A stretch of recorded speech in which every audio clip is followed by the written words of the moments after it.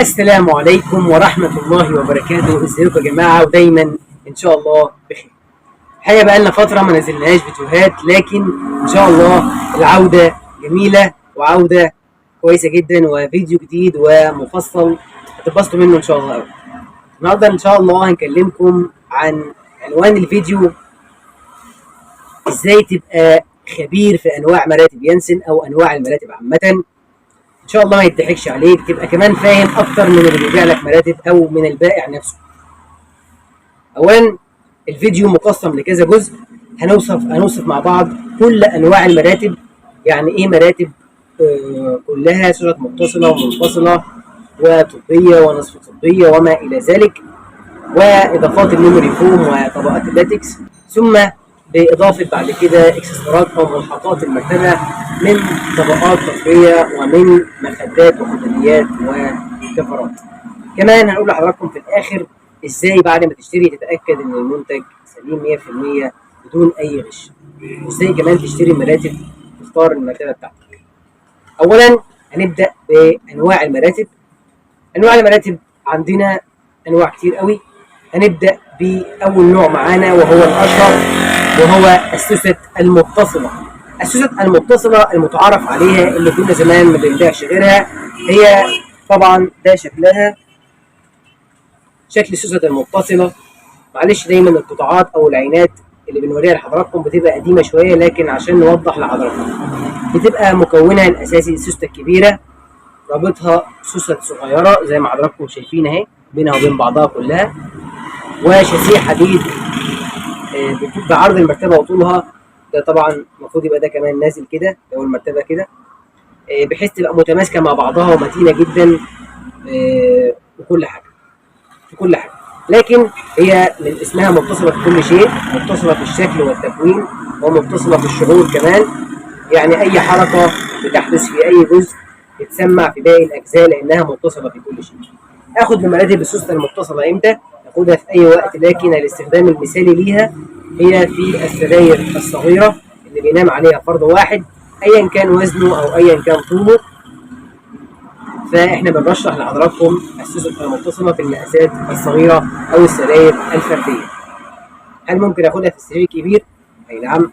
هل ممكن اخدها في اي حاجه ثانيه؟ اي نعم. لكن الاستخدام السليم فيها هي السوست السرير الصغير او السرير الفردي. السوست المتصله بتوصلنا لمراتب النصف الطبيه.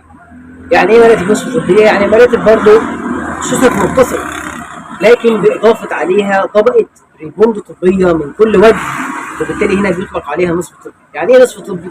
من اسمها نصف طبيه، يعني لا هي طبيه ولا هي سوست، نصف طبيه، سوست متصله وعليها طبقه ريبوند طبي من كل وجه.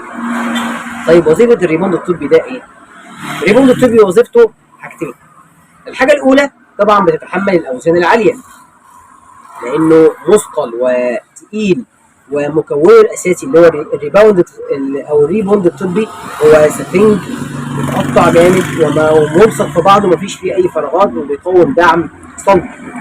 وبالتالي مع اضافته على السوسته المتصله يبقى مناسب للاوزان العاليه عشان المرتبه ما تنزلش كتير، يبقى فيه مقاومه وفيه دعم للظهر. الحاجه الثانيه لو في مشاكل في الظهر بسيطه، او عايز حاجه عندي مشاكل في الظهر والسوسته المتصله بتزعجني، اقوم احط عليها طبقه الريبوند الطبيه من كل وجه، تبقى في نصف طبيه تقوم تقلل الاهتزاز الصادر من السوست المتصله، وبالتالي يبقى حافظنا على ما وصلناش لميزه السوست على النايم جنبه والله قدام شويه، لكن بنقلل الاهتزاز الصادر من السوست اقل ما يمكن، وفي نفس الوقت لو في اوزان عاليه تتحمل معانا. ده بيوصلنا بقى لايه؟ للمراتب الطبيه تماما. المراتب الطبيه تماما بنشيل بقى السوسته المتصله وبنخليها صبه واحده. يعني ايه صبه واحده؟ يعني حته واحده، كتله واحده، دعم صلب جدا، اسفنج مضغوط، مفيش سوست خالص، اسفنج مضغوط ملصق في بعضه يقدم دعم صلب جدا لمرضى العمود الفقري. طبعا الريباوند الطبي ليه كذا ميزه. الميزه الاولى طبعا مستوى العزل ما بيتحركش خالص، اما اتنين يناموا على السرير، اما حد يتحرك الشخص اللي جنبك ما يحسش بيك، لانها جزء صلب قوي قوي قوي. ممكن تحس بيه مع الحركات العاليه قوي، لكن هو المفروض ان يبقى فيه مستوى العزل عالي. طبعا لو فيها وزن عالي نفس الكلام هيبقى في دعم كويس ليه. والاستخدام الاساسي ليها هي الاستخدام الطبي بوصف الطبيب لمرضى عافانا وعافاكم الله الانزلاق الغضروفي وما شابه ذلك. وبالتالي هنا المرتبه الطبيه من شركه يانسن موجوده طبعا عندنا بكذا شكل، منها في شركه يانسن الشركه الام موديل ماريوت ارتفاعات 17 و22، ومنها من انجلندر موديل سيتي، ومنها من سبرينج اير موديل روتانا. موديلات كتير قوي عندنا في شركه يانسن وانجلندر وسبرينج اير اللي هم شركه واحده شركه يانسن. اختار اي منهم لكن لازم الاستخدام السليم ليها. طيب المرتبه الطبيه كده انتهينا منها، نصل بعد كده لاعلى مستوى رفاهيه فيهم وهي السوست المنفصله. السوست المنفصله جت هنا عالجت او جت عشان تعالج المشكله اللي في مش المشكله يعني الحته اللي هي الاقل رفاهيه شويه في السوسته المتصله اللي هي مستوى العزل. السوسته المنفصله ده شكلها طبعا، معلش نعتذر تاني ان القطاع ده قديم بس عشان نوري حضراتكم بالظبط زي ما حضراتكم شايفين لما ايدي بتدخل بينهم اهو مفيش حاجه ماسكاهم. ده كمان مش موجود بس عشان ده لو مش موجود امام حضراتكم السوست هتسيب بعضها، فوظيفتي ان انا يعني تبقى ماسكه بعضها عشان نعرف نشرح عليها. زي ما حضراتكم شايفين مهما اتحركت هنا اهي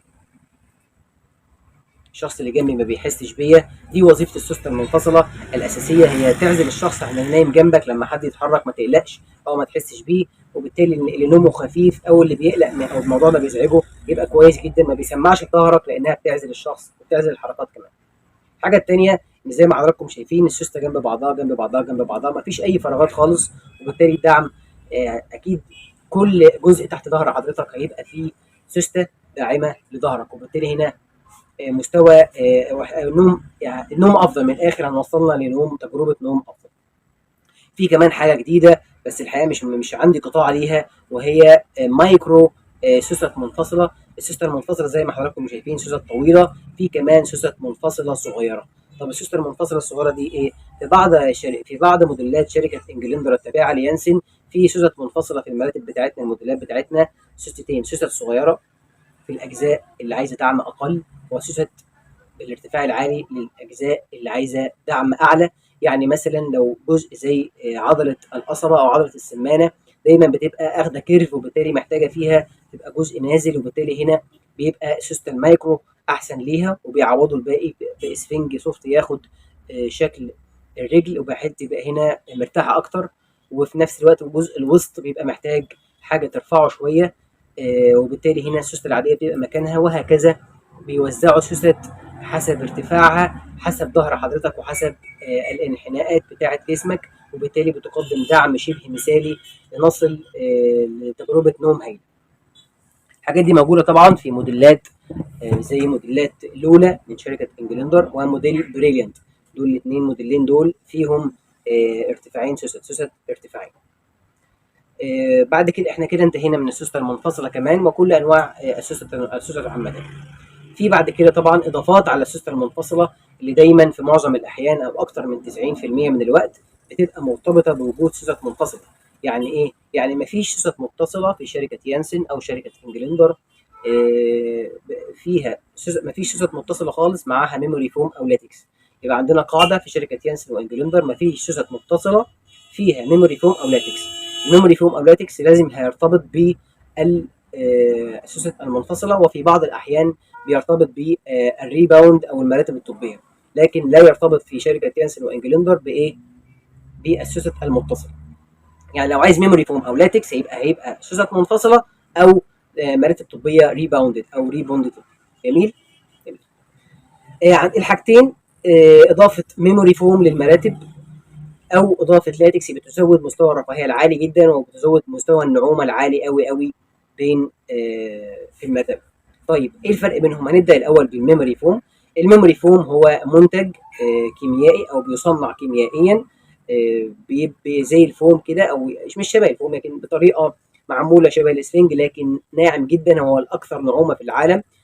سفنج طري مش سفنج يطلق عليه يعني سفنج ناعم جدا جدا طري بيطبع وبياخد شكل الجسم مباشره. اي شيء بياخده بيمتصه امتصاص عالي جدا، الامتصاص عنده قوه الامتصاص عنده عاليه جدا، وبرده يزود مستوى العزل تماما.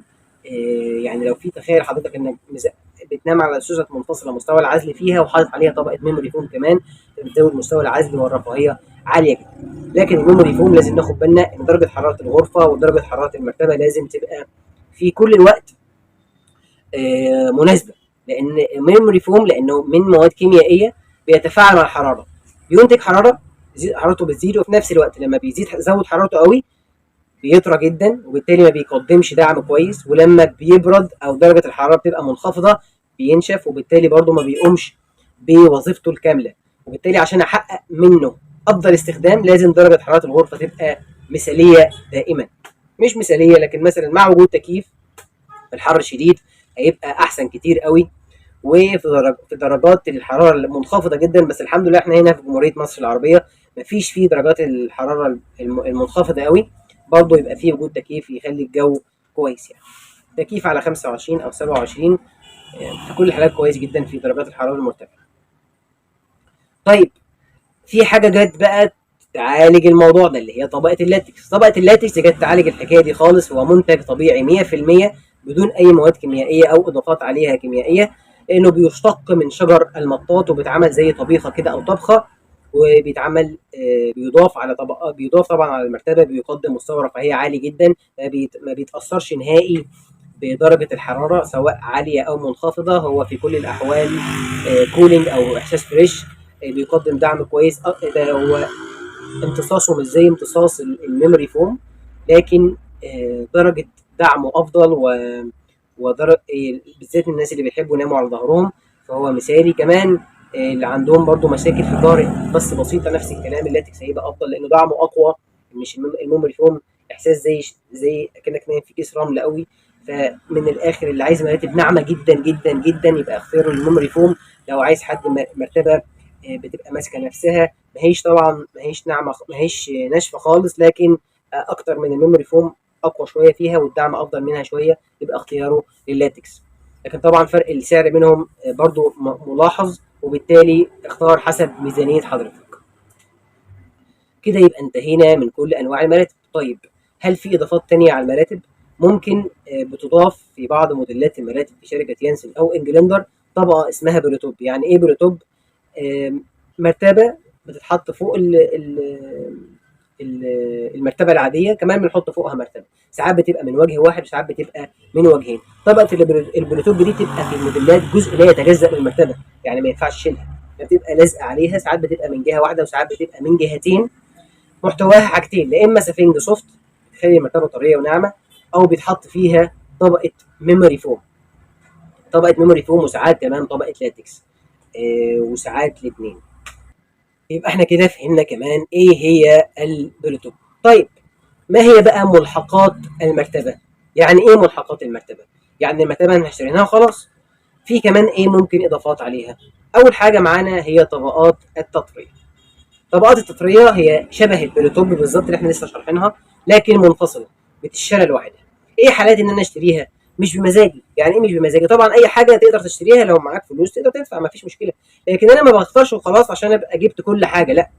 طبقه التطريه بنجيبها لما تبقى المرتبه ناشفه، لما تبقى المرتبه مش مريحاني، عايز ازود مستوى النعومه، لكن ما بقاش مثلا جايب مرتبه فيها لاتكس واجيب طبقه تطريه احطها عليها.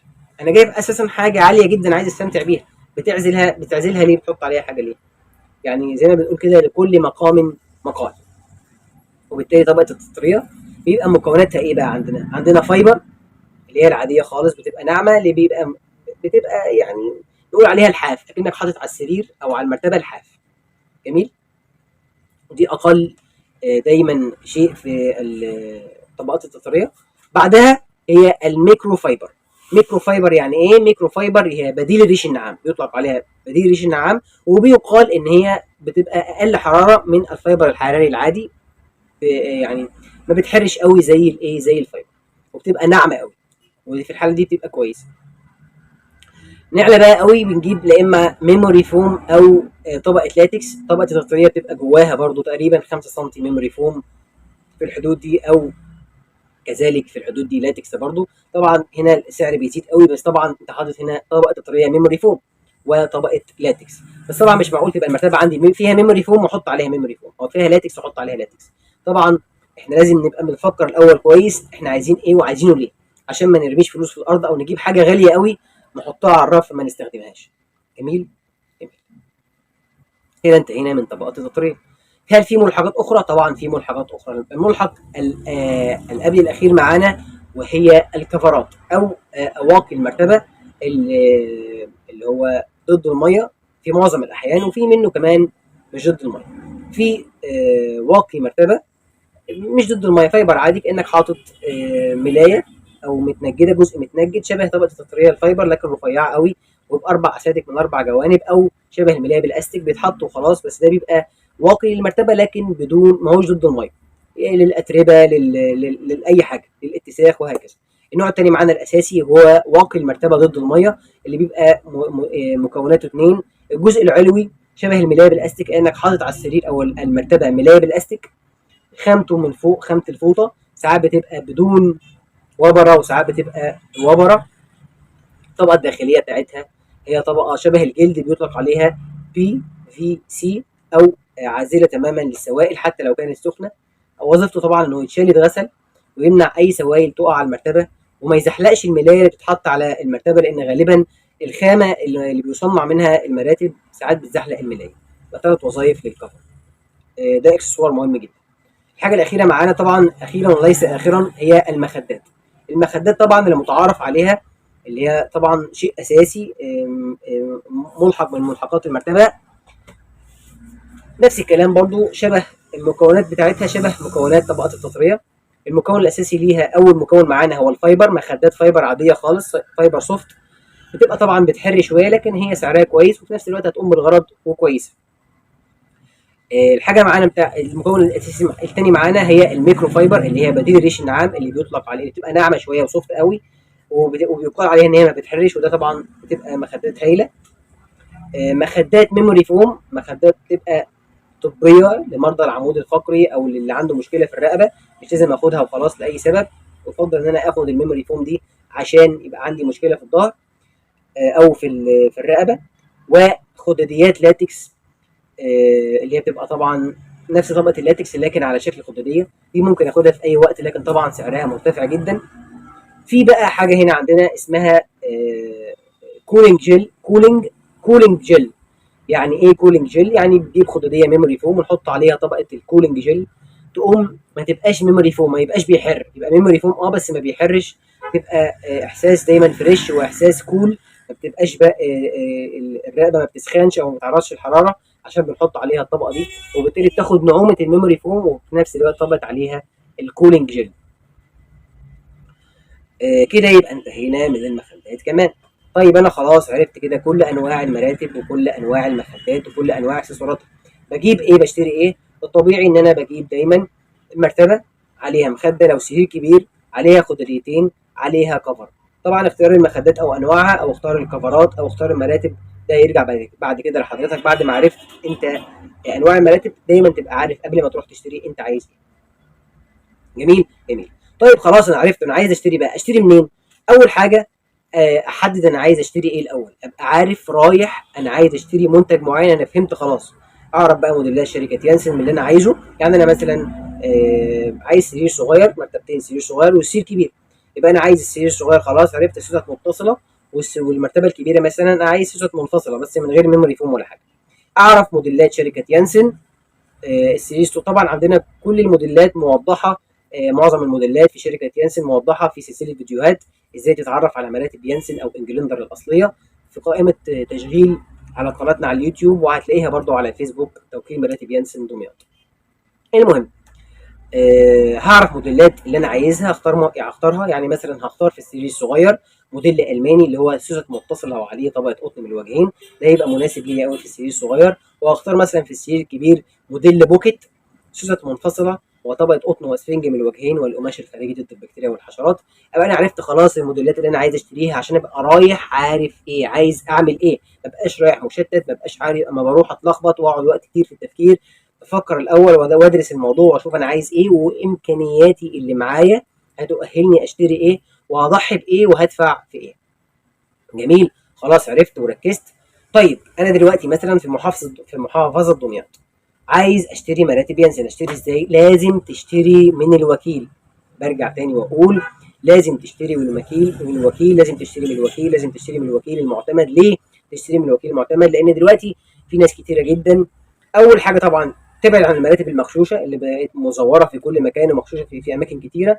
التاني تبعد عن الناس اللي بتشتري مراتب ينسن بطرق غير شرعيه او من تاني يد او تالت يد، اللي هو لا يمثل المصنع في اي شيء. وبالتالي هنا في الحاله دي بتشتري مراتب بدون ضمان، لان اول حاجه لا قدر الله لو حصل حاجه للمراتب عايز ترجع للمصنع او عايز ترجع للمكان اللي انت شاري منه ماهوش وكيل. وبالتالي هيعمل لك ايه في المرتبه اذا كان المصنع ما بيتعاملش معاه؟ انا مثلا اشتريت من فلاني واكتشفت ان هو مش وكيل، رجعت له مرتبه لو سمحت عايز اصلحها. طب انا ما بيتعاملش اصلا مع المصنع، ازاي اصلحها لك والمصنع ما بيديلوش مراتب؟ لازم يبقى الوكيل المعتمد، الفاتوره المعتمده من الشركه وطبعا مختومه وما الى ذلك. طيب اعرف الوكيل المعتمد ازاي؟ والله انا جيت هنا في دمياط لقيت مكتوب مجدي كراوي، ده على مثيل انا مثلا على محلاتنا مثلا مجدي كراوي ابو فادي. عايز اتاكد ان هو وكيل يانسن. 16864 اكلمهم 16864 الخط الساخن، لو سمحت انا واقف قدام دلوقتي قدام محل مجدي كراوي ابو فادي، هل ده وكيل معتمد ولا لا؟ ايوه يا فندم وكيل معتمد، تقدر تشتري براحتك زي ما انت عايز. طب والله رحت المحل تاني، مشيت شويه لقيت محل تاني، او مشيت ورا او مشيت اي مكان تاني لقيت محل تاني وعايز اتاكد نفس الكلام 16864 مين ده يا فندم؟ لا الحقيقه ما بيدولوش مراتب. وفي الحاله دي يا فندم ابعد تمام البعد. دايما الوكيل المعتمد بيبقى بيشتغل في مهنه في مرتبه واحده، نوع واحد، يانسن وانجلندر مثلا. انا ما بشتغلش غير فيهم، ما ببيعش اي حاجه تانية. لو دخلت لقيت كله بيبيع اي حاجه موجوده كله مع بعضه، تبدا تشك. لو لقيت في لعب في الاسعار سواء بالزياده او النقصان لازم تشك، لان دايما الوكيل المعتمد ملتزم بقائمه الاسعار، ملتزم بجوده المصنع، وملتزم بضمان المصنع، بيقدم لك كل شيء كانه المصنع نفسه. وبالتالي برضو ممكن في اي مكان لو انت عايز ما تدخش او ما تدورش كتير، ممكن تتصل بالخط الساخن تقول له والله انا في محافظه كذا، مين الوكيل المعتمد هنا، كم وكيل، تسال وتروح للمكان الصح. جميل جميل. طيب اشتريت المراتب وكل حاجه، وقبل انت خلاص دخلت المحل وشفت الموديلات، شوفها وعينها بعينك وتاكد ان هي منتج اصلي، وابدا جرب المرتبه. الله ضل فعلا دي مناسبه ليا، دي كويسه ليا، ده الاختيار اللي انا عايزه. طب دي ماهيش، طب ممكن في حاجه شبهها. يبقى عندك اختيارات محدوده من اللي انت عارفه برضه واللي انت فهمته خلاص، عشان ما تشتتش نفسك. اخترت خلاص وكل حاجه، تاكد ان المنتج تمام اللي انت عايز شايفه، وتاكد ان اللي هيجي لك بعد الشحن هو المنتج اللي انت اتفقت عليه، عشان ما يبقاش في لعب، وعشان تتاكد ان اللي انت اشتريته هو اللي وصلك. وبالتالي كده تبقى حققت كل حاجه. اشتريت حاجات تبع ميزانيتك، عارف انت اشتريت ايه، عارف اشتريت حاجه مريحاك ودافع فيها فلوس ما انتش زعلان عليها، وفي نفس الوقت ما تضحكش عليك، وفاهم كويس قوي. لو تعرف اي حد عايز يشتري مراتب تقدر تشير له الفيديو ده. لو عايز تشتري انت مراتب كمان يبقى الفيديو ده ليك. ما تنسوش تعملوا لنا لايك وفولو على صفحاتنا على اليوتيوب وعلى الفيسبوك. على اليوتيوب توكيل مراتب ينسن بدمياط، وعلى الفيسبوك توكيل مراتب ينسن دمياط. شكرا لحضراتكم، يا رب تكونوا استفدتم. السلام عليكم.